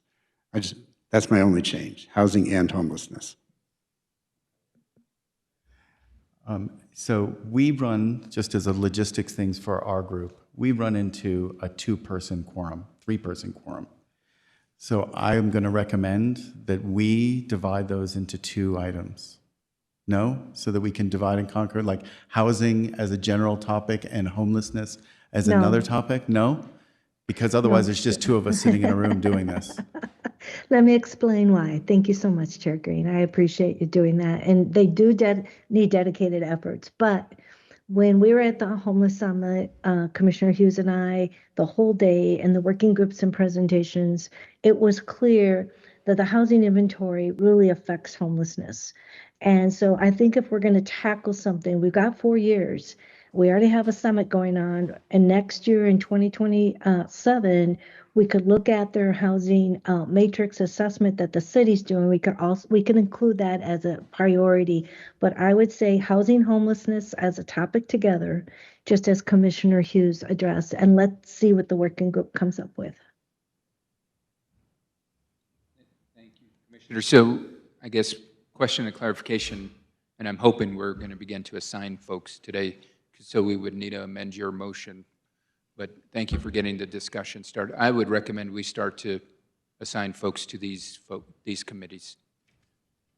And so, I mean, I would, yes. No, I understand. But we can get through their process, and we can mimic the exact same process on our end. And so, given that the quorum issues, county can only have 2, city can have 4. Is the county okay with 4 counselors and 2 county commissioners? Well, I think we could just publicize the meetings as a public meeting, and then we can have a quorum. Is that not correct? Okay, that's fine with us. I mean, Hold on. County Manager Schaefer? He's pulling his hair Thank out. you, Chair and Mr. Mayor. You could, for discussion, but that just needs to be a conscious decision, that's all. If you're going part of to it is have- becomes a public meeting, and then discussion is much more complicated, potentially, to put out ideas in a public meeting. And you're also limited as to where you can meet then from the Board of County Commissioners side, as we can only meet in certain designated buildings. So again, it's the pleasure of the governing bodies as to what you think is most effective, and how do you want to move forward with these action working groups. Mr. Mayor and Chair, what if we selected 2 from the commission and 3 from the council? I think that works with your math for 3 different working groups. And then we'll have 1 person who maybe ends up on 2 committees from the commission side. But, I mean, this is the disadvantage of being a smaller body. hey, great recommendation. So with that, we'll take suggestions. I mean, I'll put my name in the hat on housing and homelessness just because we had the summit. I mean, this, yeah. Why don't we do this so it's fair? So city side, now county side, we'll go back and forth. I mean, we're all interested in housing at this, and so housing, I understand that they do overlap. We work together well, but homelessness is an acute issue and is a very specific part of that. Where quote unquote affordable housing fits in that is a whole nother part of this, but housing is a big spectrum. And it has to do with growth, it has to do with water, it has to do with a whole bunch of things. Affordable housing and homelessness is a segment in that edge. Chair Green, did you need a clarification from the commissioners with regard to whether or not we would go with the one that was suggested between Commissioner Hughes and Kakari Stone, and you're trying to have us rethink those being separate? I'm trying to get to solutions by having 2 task force working similarly, but in different edges of the same topic. Okay, if I may, apologies, I've taken the floor, but I had my hand up for a long time. Sure. Not really. I didn't really, but it's okay. Okay. There is an issue that came up with the city council that I'm very interested in, that goes along the lines of this particular argument with regard to age-friendly task force. And that has to do with housing and not being housed. I look at that and I think of early childhood and senior centers, but another big thing that we have are who's really taking care of the 30-somethings in this city. They can't afford to live here. So when we talk about all these multiple groups, this could be the first of starting to split them up, and I don't know that that's the most efficient way to use our time, except to have this addressed as one solid, recognizing that there are a number of artifacts that would be into those arguments and conversations. They're all very related. So that's just my take on it, and I'm looking forward to learning more about the concept of age-friendly and early childhood senior, and again, there's that middle group that we can't we can't house here. Because that inability to house that age group is a homelessness issue, and it has to do with housing. So that is my case for wanting to keep them together in this conversation. Yeah, I think that was why I made the suggestion I'll be allowed to have a quorum for that, because there's obviously more than two of us who are interested. And we have to follow whatever rules that is as to where we meet. I think let's call the question. Sorry. Let's call the question on the county side, and then we can move to the city. Right. I think we're close to just, Commissioner Kakaristan made a motion and I second it. And Commissioner Green seconded it. You, Chair. Okay, we have a question called here. We have 3 committees, one for housing and homelessness, one for senior and age-friendly aspects, and one to growth and regional planning, including annexation. Those 3 groups, we'll figure out who serves on them later. All in favor, say aye. Aye. Any opposed? I think, Oh, sorry. Chair Green, I'm sorry. I heard a friendly amendment from Commissioner Hughes because it kind of changes the number who serves on it, that it'd be an open meeting for housing homelessness. I'll take that as friendly. That's fine. Okay, so we're So voting on that with that amendment. So it would be 3 on the commission. Oh, or 4 or 5. Yes. Okay, yes, to sir. match the city, Yes, how about? Commissioner. Yes, Commissioner, yes. So basically, do we think that we could have our next meeting, whether you all have all 9 of you or whether we have all 5 of us, as housing homelessness, as a presentation, almost like a housing and homelessness summit with some proposals before us, because we will have it as an open meeting. You guys might as well have it as an open meeting at that point. The more the merrier. Can we get staff and consultants and all sorts of recommendations before us and ideas before us in 30, 60, 90 days, right? Whatever schedule we think is appropriate to get some action moving on this one important subject. Is that what you're?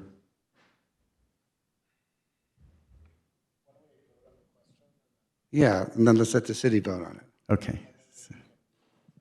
Okay, well, we have a motion from Commissioner Kakaristan, a second by myself, to have those 3 groups, one of which would be an open meeting by the county commission. All in favor, say aye. Well, wait a minute. Oh, wait. I think the land use is already an open meeting. Yes. Lula is already an open meeting. Whether it uses EULA but homelessness is not part of that. Oh, yeah, right. So the regional meeting Any is- of them may be a regional meeting. Yes. Open meeting. All right. We got a lot of open meetings. Let's do it. All in favor, say aye. Aye. Aye. Any opposed? All right. We got a busy couple of months. Pressure's on. So quick question for clarification on the motion made, just so we know what we're discussing on the city side. The approval just made was to form these 3 working groups: housing, which incorporates homelessness, land use, and seniors and children. Those are the 3 working groups that can accommodate membership that is more than a quorum, that would meet a quorum potentially.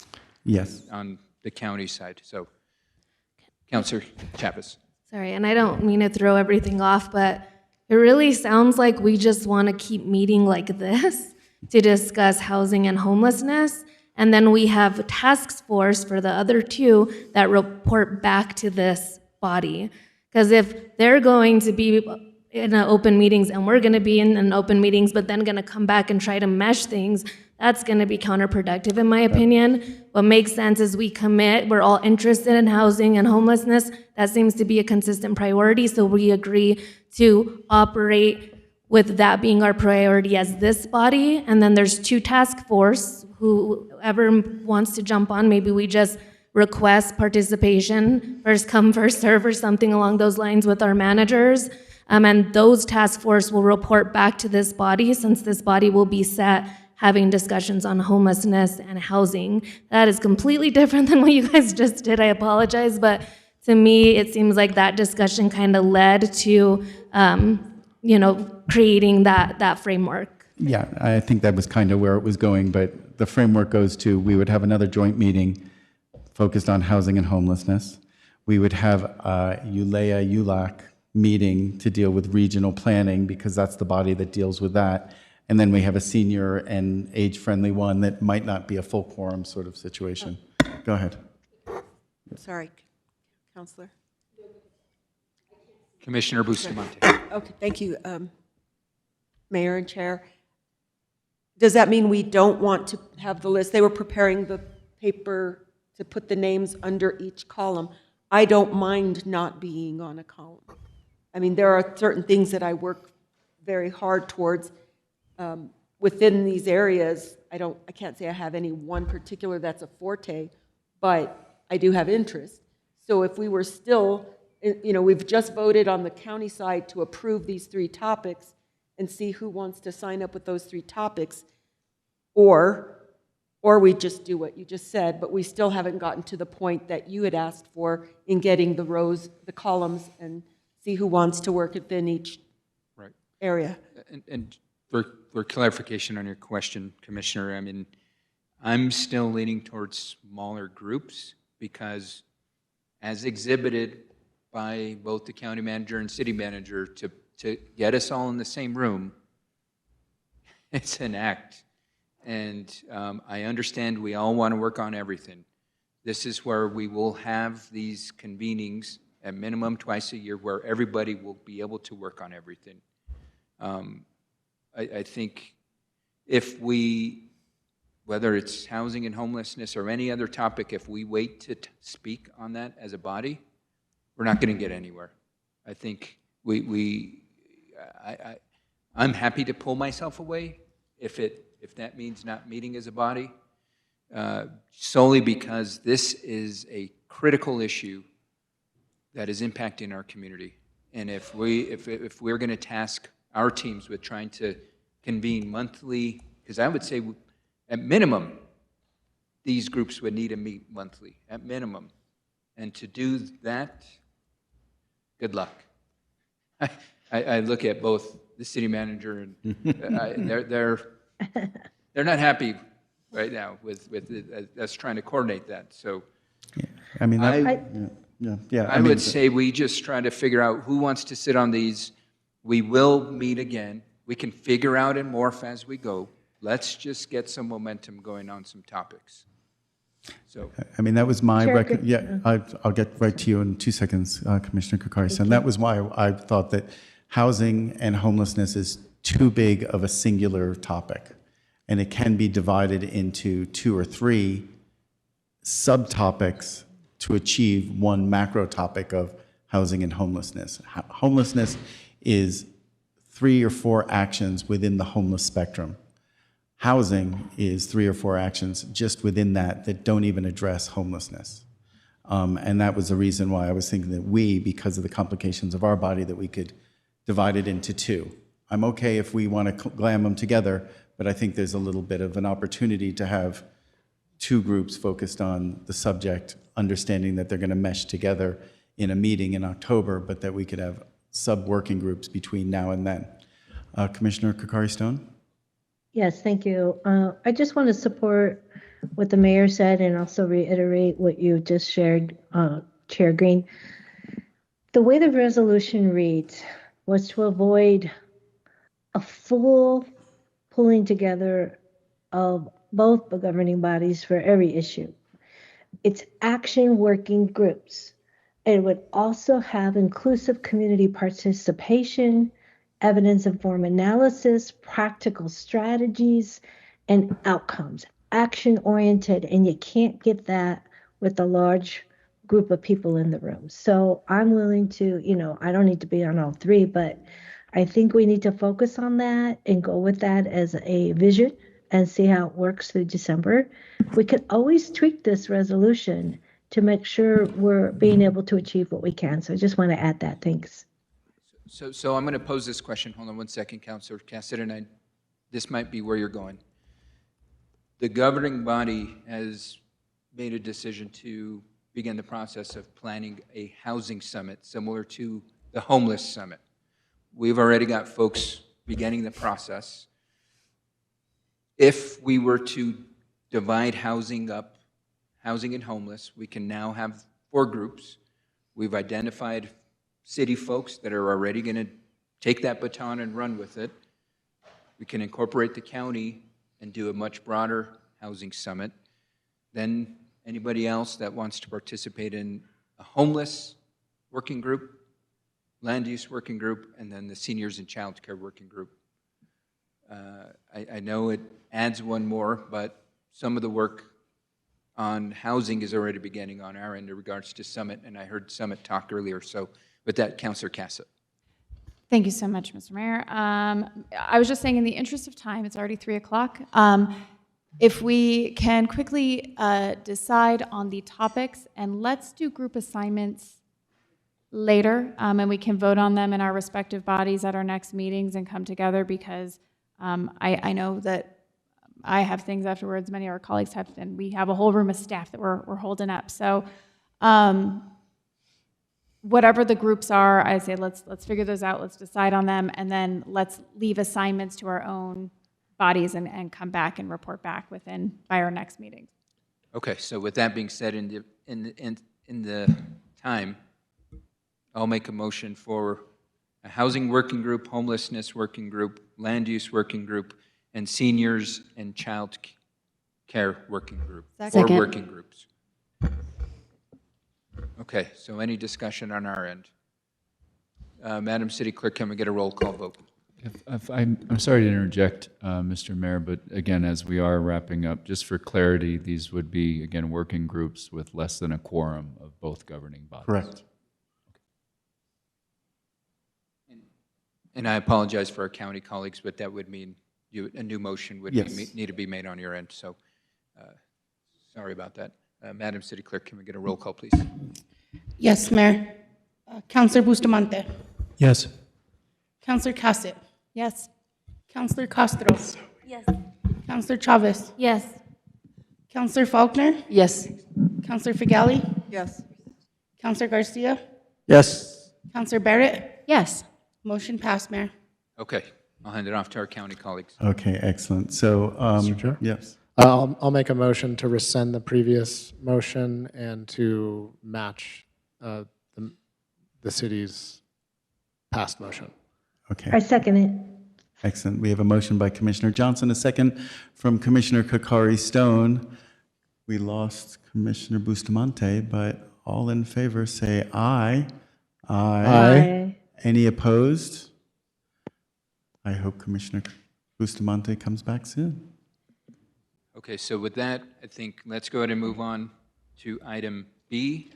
I mean, I think probably the most efficient way is to maybe send out a doodle poll, and I don't think we'll decide on a time today.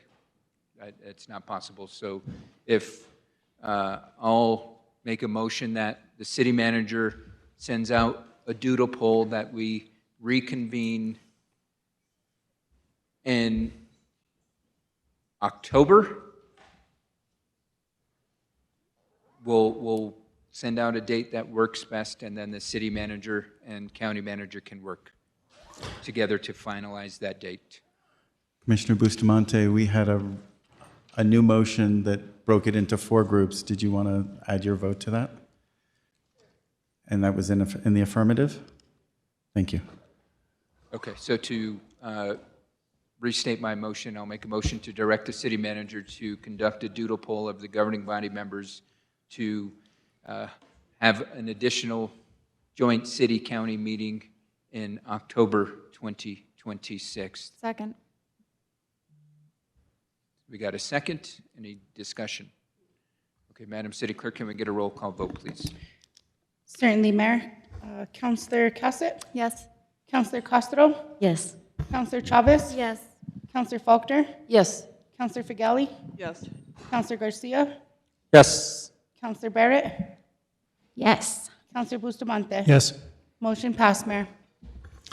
Fabulous. And for our part, Santa Fe County will do an identical we don't use a doodle poll, but we'll figure out how to coordinate a meeting in the October timeframe. So I will make a motion that Santa Fe County will reconvene to update and find progress and action items in the October timeframe. Second. We have a motion by myself, a second by, from Commissioner Johnson. All in favor say aye. Aye. Aye. Any opposed? Hearing none. Great job, everybody. Thank you. Councilor Barrett, what's up? Sorry, can I ask a follow-up question? So you're going to send out a poll. We're going to sign up for a committee. We're going to get a date on that. Okay, and moving forward from there. Okay. And we will work Okay. on working groups in the meantime, both in terms of sign up from your side, sign up from our side, scheduling staff and support consultants if necessary on the 4 topics that we talked about. Great. Thank you. Okay, I think we've completed our first agenda. Good job, everybody. Felicidades. Yes. Yes. Thank you.